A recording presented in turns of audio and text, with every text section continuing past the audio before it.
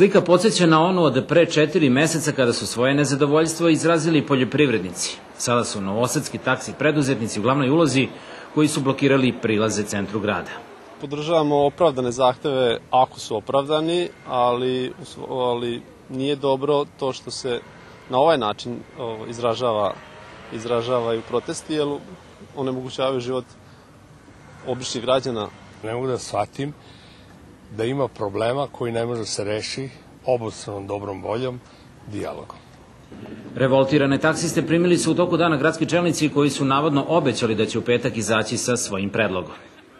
Redovno izmirujem moje obaveze samo iz tog razloga zato što sam ja u porodici maltene samac.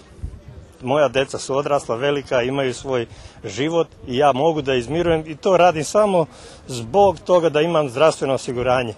Inače da moram da živim od ovog taksija, ne bi ni ja plaćao porez, ni nikakve bilo kakve dažbine, znači krpio bi se kao i svi ostali, išao bi na biro, država bi mi plaćala lečenje, moramo postići uredne cene da bi taksista mogao normalno da živi u ovom gradu i hrani svoju porodicu i da ponudi građanima urednu uslugu.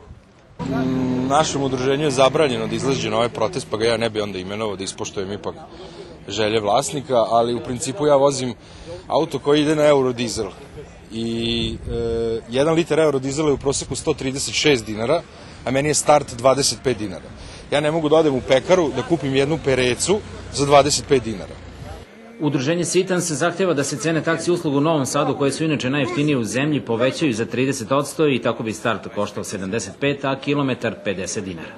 Naši članovi Sitan sa strukovnog udruženja taksi preduzetnika Novog Sada su mesec dana razgovarali sa strankama, tražili smo neku sredinu, računicu, optimum i uglavnom sa ovom cenom koju mi tražimo, prosečna vožnja od 3 km u gradu koja je do sad koštala 150 dinara, koštaće oko 200-210 dinara, znači po ovom našem cenovniku koji mi tražimo.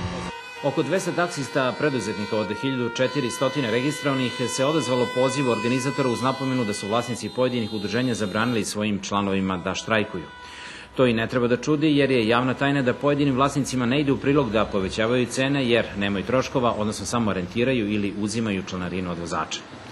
Protestna vožnja trajala je 2 sata, krenula je sa poligona za obuku vozača kod Najlona, a završena u centru Novog Sada. I tu će taksisti, kako kaže, ostati do ispunjenja njihovih zahteva.